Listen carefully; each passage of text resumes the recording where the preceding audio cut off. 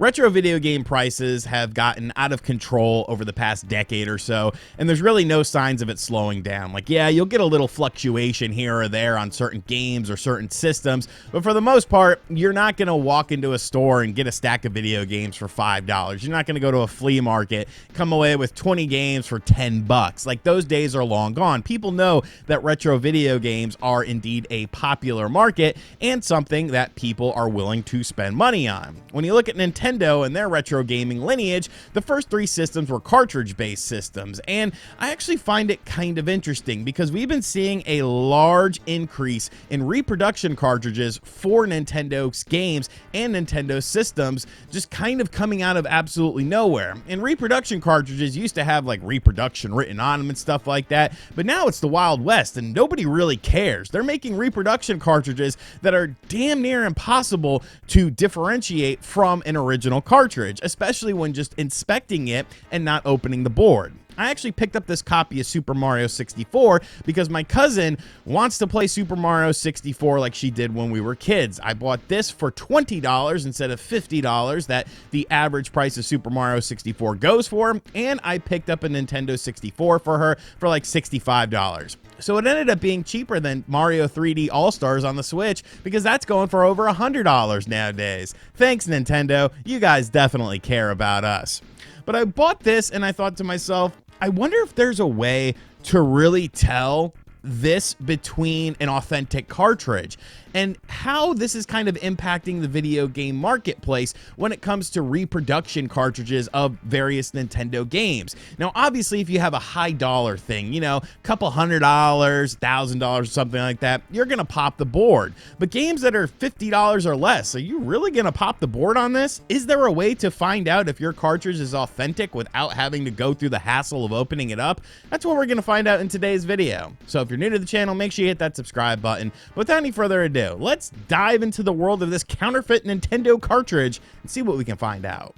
All right, so here we have two copies of Super Mario 64 for the Nintendo 64. One is a player's choice copy and one is not a player's choice copy. Now, that will make for a few differences when it comes to, you know, the differences between these two games, but at the end of the day, they're both Super Mario 64. And I know upon first inspection, you're like, well, this is obviously, you know, the real cartridge here. It's got crappy writing and stuff on it, but just kind of imagine that this is a clean cartridge. You're at a convention because this is sort of, you know, something that is going to be like that, because when you're out in the wild at a convention, at a flea market or something like that, you know, you're not gonna be like looking for this copy. You're gonna be looking for the cleaner copy. You want the best copy that you can get.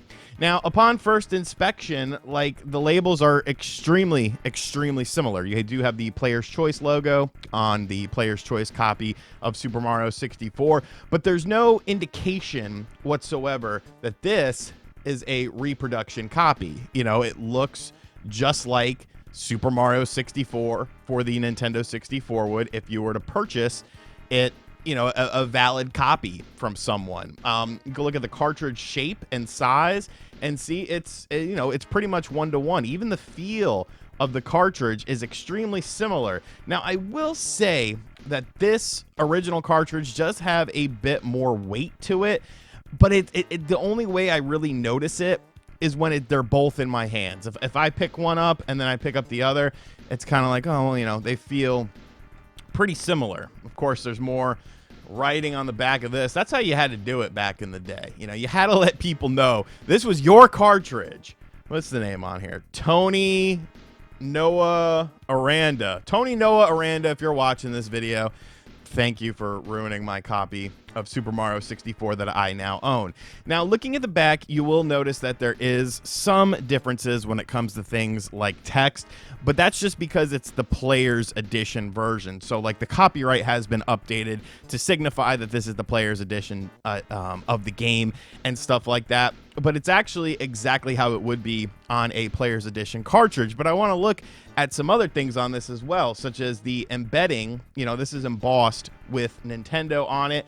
Very similar to how it is on this reproduction cartridge here. Like, you could see it's engraved on there, much like it's engraved onto this cartridge. So if it looks exactly the same, it feels exactly the same, how are you supposed to know? Because, you know, I get what you're saying. You're already typing it in the comments section because you're impatient. Oh, well, RGT, you're going to tell them to open up the board. You're going to tell them to crack open this and remove the screws in it and stuff like that. Why aren't you showing the differences between the board?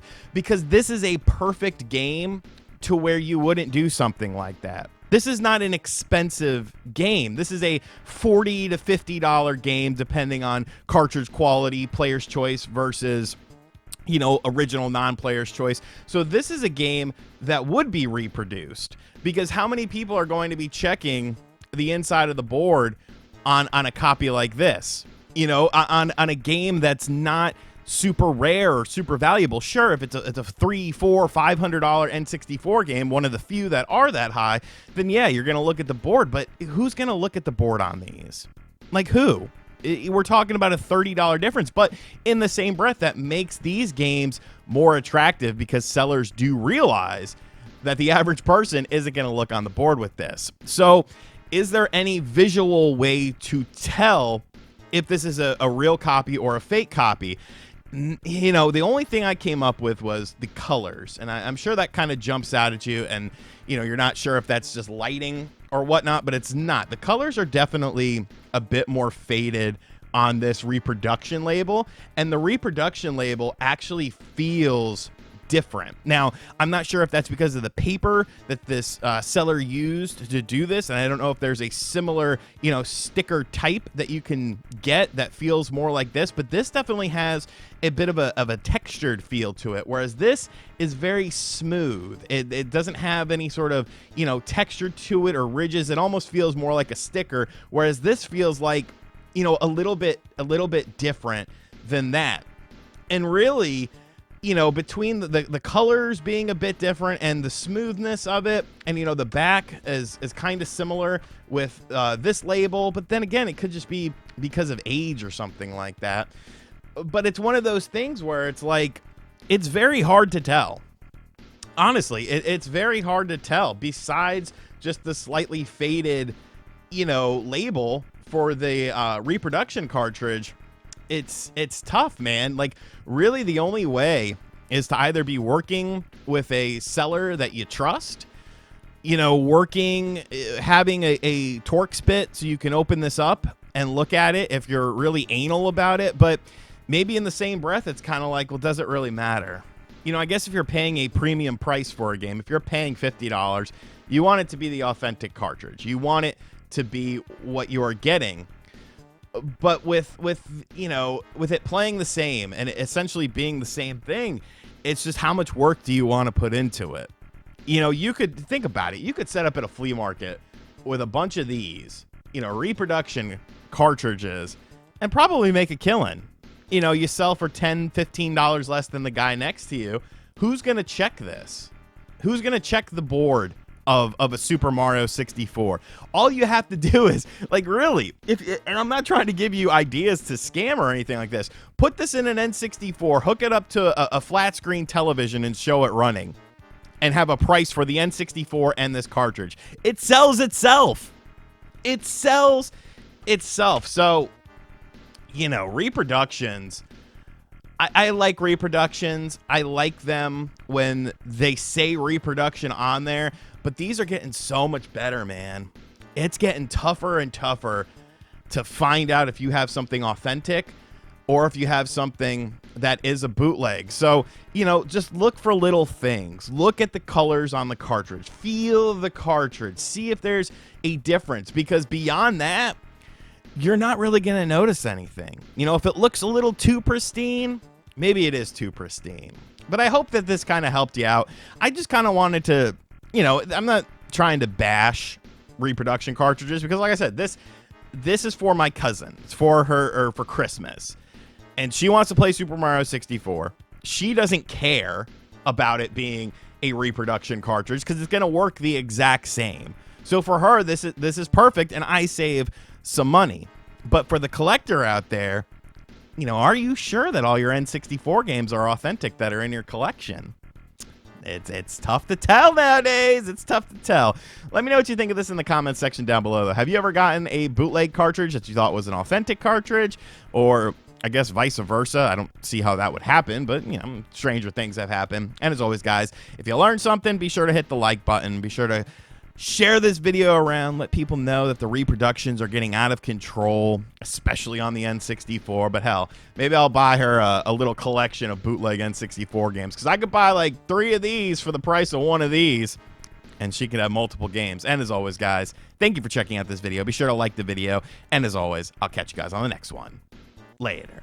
Do you remember the golden era of wrestling games on the N64? Well, they're back with a brand new book, The Art of N64 Wrestling Games. Revisit every N64 wrestling game ever released both in the US and Japan. Hear stories from the wrestlers themselves who were involved in these games, and take a look at the mod projects keeping this community alive with this all-in-one full-color book. So head on over to Amazon to get your copy of the Art of N64 Wrestling Games book for just $19.99. If you're not down with the Art of N64 Wrestling Games book, we've got 2 words for you.